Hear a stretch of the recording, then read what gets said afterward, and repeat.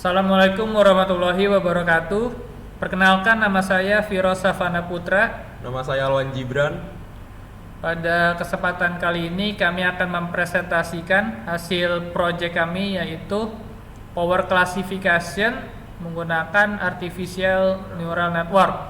Nah, di sini hasil proyek kami kita tunjukkan terlebih dahulu, yaitu kami menggunakan microcontroller ESP32 dan sensornya itu adalah PZM. Jadi untuk power classification ini kita akan mengukur arus dan juga tegangan.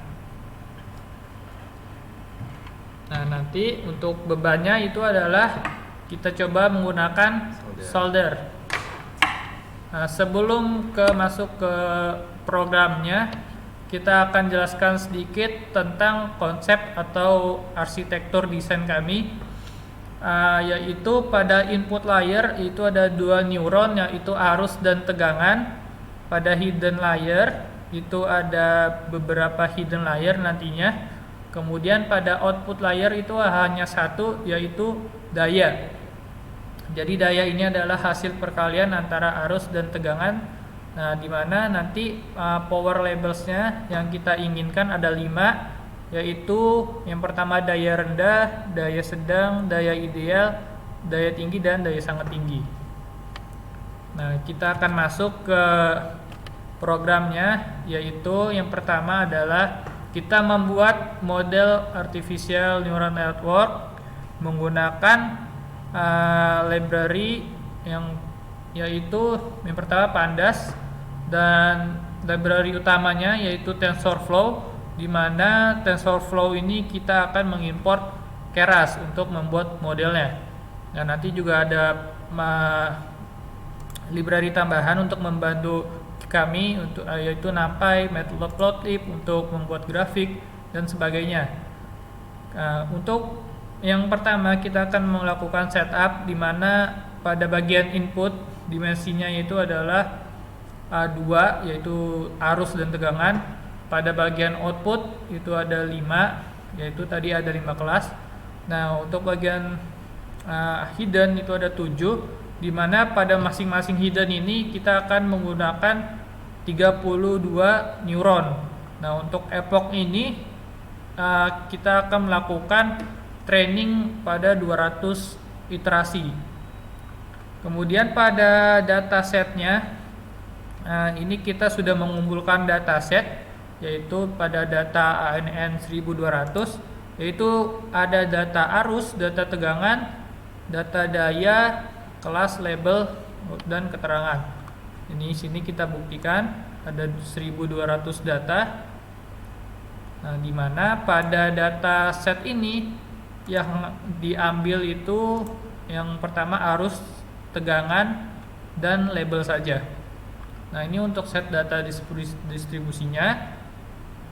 Ini untuk data distribusinya itu kita set pada training itu 70, pada tes 30%.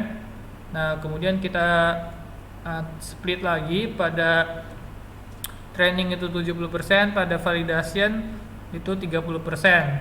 Nah, maka didapat dari 1200 data, kita pada data training 588, validation 250-an, testing 360. Nah, ini untuk grafiknya.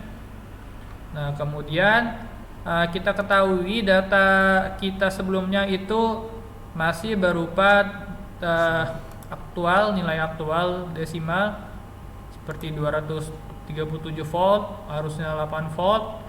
Namun pada artificial neural network kita membutuhkan normalisasi, yaitu angka di mana dia dari rentang 0 hingga rentang 1. Di sini kita menggunakan fungsi min max scalar.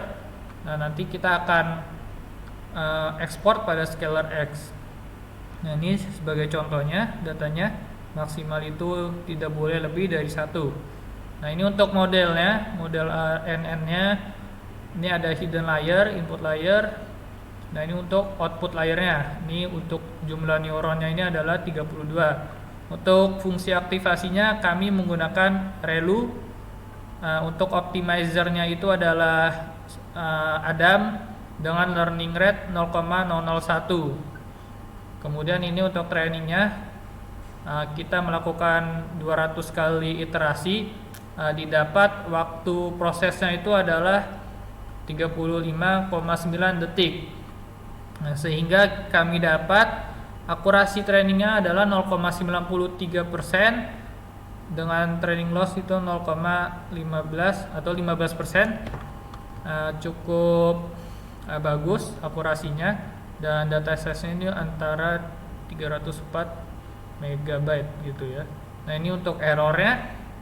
Nah, ini untuk model performansinya kita bisa lihat hasil grafiknya lumayan bagus, tidak overfit, tidak underfit, dan tidak best fit juga, tidak terlalu akurasinya tidak 100% gitu ya.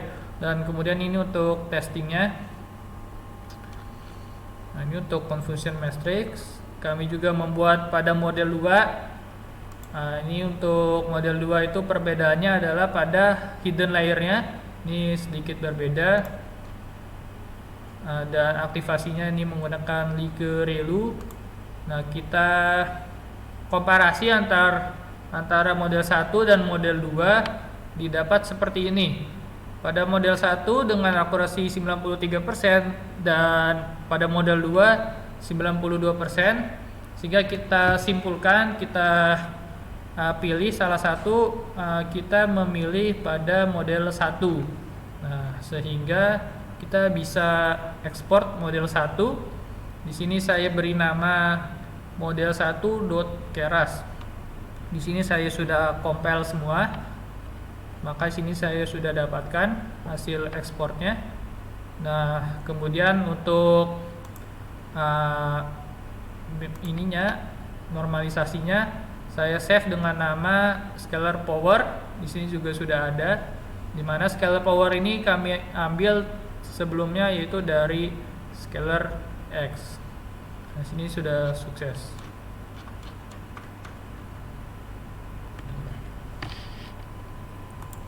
Oke, selanjutnya untuk app.py ini kita import NumPy juga seperti sebelumnya. Lalu ada Flask ini untuk database, lalu ada datetime ini untuk waktu dan tanggal saat ini atau detik ini. Nah, lalu kita membuat kode untuk loading di tele, yaitu berupa from tele dan import tele. Nah, berikutnya kita menyimpan database di power.db, dapat dilihat pada bagian instance. Di sini sudah tersimpan. Nah, lalu ini ada kode untuk membuat model database-nya yang nanti ada isinya berupa ID, timestamp, arus, tegangan, power class, dan power label. Nah, lalu kita ngeload untuk model dan scalarnya tadi seperti yang dijelaskan teman saya sebelumnya. Untuk modelnya kita menggunakan model 1.keras, lalu untuk scale path-nya menggunakan scale flower yang ada di sini. Oke, selanjutnya untuk inisiasi parameternya, kita untuk power labelnya ada 5 seperti yang dijelaskan pada saat pertama kali tadi. Ada daya rendah, sedang, ideal, tinggi, dan sangat tinggi. Nah, lalu untuk power deskripsinya kita juga ada 5. Untuk data yang pertama ada daya tersisa kurang dari 1900 watt atau masih aman, daya tersisa kurang dari 1300 watt normal, daya tersisa 900 watt hati-hati, daya tersisa 300 watt bahaya, dan yang terakhir itu daya lebih dari 2200 itu bisa berpotensi trip atau rusak. Oke, selanjutnya kita membuat desain pesannya untuk data Telegram. Yang pertama kita ada judul jatuhnya ya, judul, lalu untuk isinya kita ada arus, tegangan, power class, dan status. Nah, untuk waktu dan tanggal kita menggunakan kode yang diberikan. Selanjutnya untuk indeks HTML ini untuk membuat localhost seperti ini. Nah, ini juga berisikan tentang tegangan, arus, power label. Lalu kita masuk ke env. Nah, pada env ini dibutuhkan token dan ID. Token ini didapatkan setelah kita membuat bot untuk project kita. Lalu untuk get ID ini juga didapatkan saat kita mengirim di mana tadi ya? Nah, di sini untuk mendapatkan ID kita harus mengecek di HTTP dengan memasukkan token yang ini. Nah, kemudian yang terakhir adalah pada program Arduino-nya yang akan kita compile di ESP32. Di sini kita menggunakan board Duit DevKit V1. Portnya sudah COM10. Artinya di sini kita sudah connect laptop dengan ESP32. Library yang digunakan itu adalah Wi-Fi, HTTP client, di mana untuk mengirimkan data ke protokol HTTP, dan ada library untuk sensor yang digunakan itu adalah PZM004T versi 30. Di sini untuk pinnya itu ada pin 16 dan pin 17. Ini adalah pin RX dan 17 TX untuk receiver dan transceivernya. Kemudian untuk konfigurasi Wi-Fi-nya kita menggunakan hotspot di sini. Nah, untuk hotspotnya sudah dinyalakan di bagian sini ya, Virus 3, menggunakan hotspot laptop dengan passwordnya 1212, dan untuk server hostnya itu adalah 137. Nah, di sini server portnya 5000. Nah, kemudian ini untuk setup Wi-Fi-nya. Nah, untuk bagian loopingnya kita membaca sensor, yaitu adalah nilai tegangan dan arus berupa float atau berupa bilangan koma ya. Nah, kemudian nanti akan persiapan HTTP jika dia connect atau tidak. Nah, di sini jika dia connect dengan HTTP maka dia akan mengirimkan data arus dan tegangan. Nanti akan data successfully. Nah, jika tidak, else, maka fail post.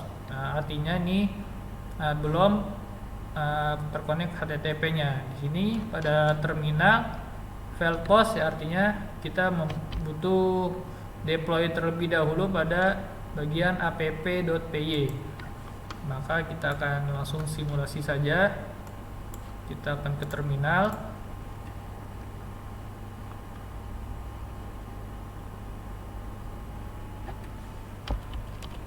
app.py.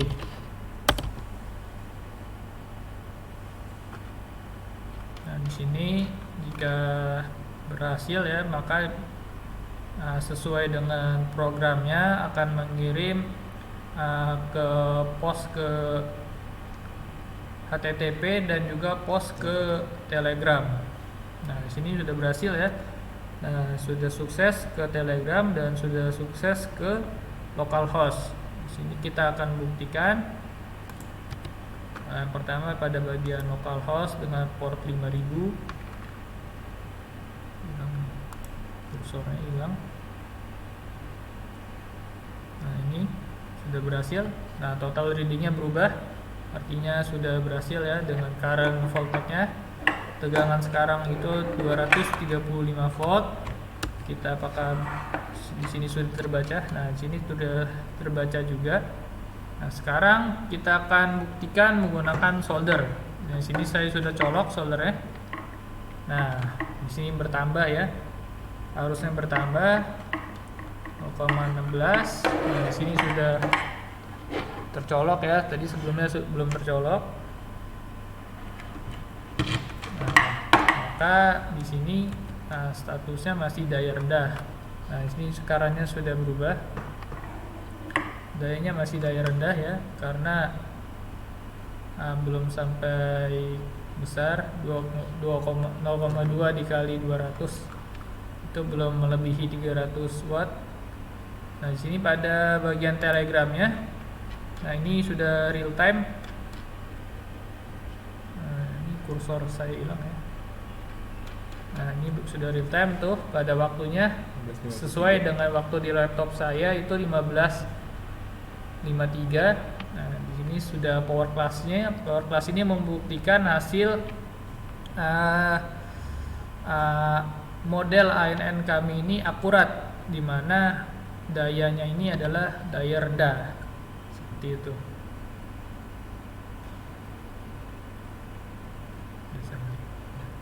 Nah, ini grafiknya. Kita sudah melakukan percobaan dari Desember tanggal 9 sampai sekarang Desember tanggal 10. Nah, ini ada lonjakan karena kita menggunakan kompor listrik di bagian sini. Nah, baik, Sekian presentasi dari dari kami. kami. Kurang lebihnya mohon maaf. Assalamualaikum warahmatullahi wabarakatuh. wabarakatuh.